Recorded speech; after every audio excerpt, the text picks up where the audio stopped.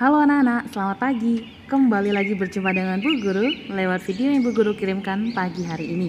Seperti biasa, sebelum kita mulai pelajaran agama Katolik kali ini, kita berdoa terlebih dahulu, oke? Mari kita siapkan hati dan pikiran kita untuk berdoa.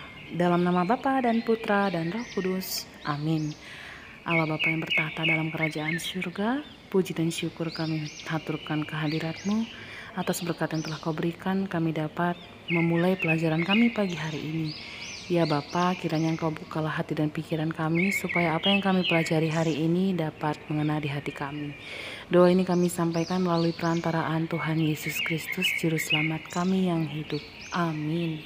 Dalam nama Bapa dan Putra dan Roh Kudus. Amin.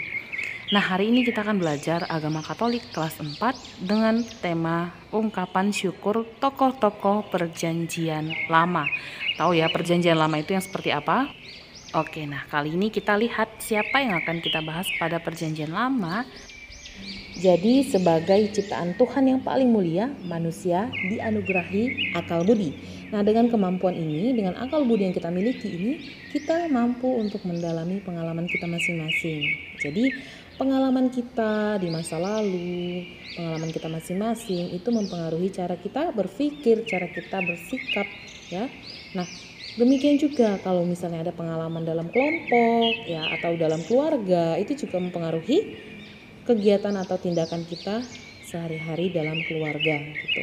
Nah, bangsa Israel merupakan bangsa yang memiliki kemampuan religius sehingga mampu melihat pengalaman serta sejarah bangsanya sebagai pengalaman dalam bimbingan Allah.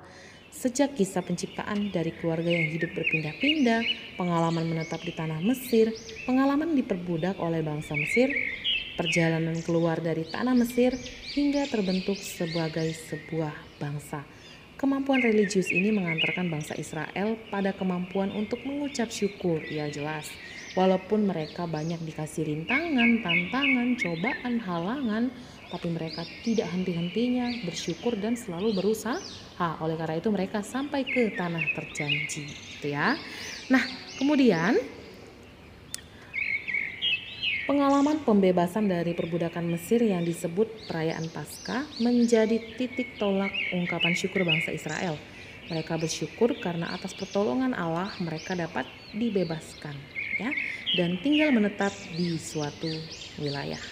Oke, ungkapan syukur bangsa Israel tentu tidak lepas dari Musa. Masih ingat ya, Musa adalah yang memimpin mereka keluar dari bangsa Mesir, dari tanah Mesir.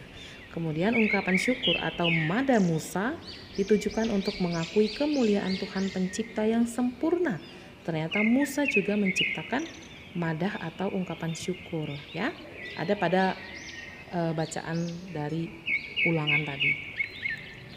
Nah, ungkapan syukur ini juga memiliki arti, yaitu Musa bersyukur karena Tuhan memiliki rencana yang indah, ya, bagi bangsanya.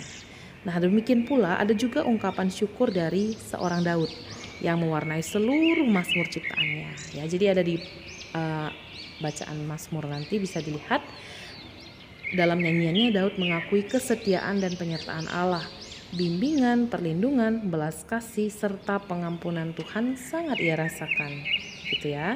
Jadi dengan pelajaran ini anak-anak diminta atau diajak untuk mampu bersyukur dalam keadaan apapun. Mau itu suka atau duka, kita harus bisa menggunakan Tuhan sebagai penopang kita, gitu ya. Oke, seperti biasa kita punya ayat kitab suci untuk kita simak bersama-sama. Nah, yang pertama dari Ulangan bab 32 ayat 1 sampai dengan 14. Yang kedua, Keluaran bab 12 ayat 1 sampai 12. Nah, kita bahas ya. Untuk yang Ulangan 32 ayat 1 sampai 14, rangkumannya seperti ini. Memasuki usia tua dan menjelang wafat, Musa mengenang kembali perjalanan hidup bangsa Israel. Perjalanan sejarah di mana Allah tetap setia kepada umatnya. Ia menyelamatkan Israel dari perbudakan dan penganiayaan. Allah yang menyelamatkan, membimbing, dan menuntun Israel menuju tanah yang dijanjikannya. Nyanyian ini merupakan ungkapan iman Musa yang seharusnya mencerminkan iman bangsa Israel terhadap Allah yang selalu menyertai mereka. Nah, di awal tadi Bu Guru sudah menjelaskan kalau kita ada ungkapan syukur dari seorang Daud.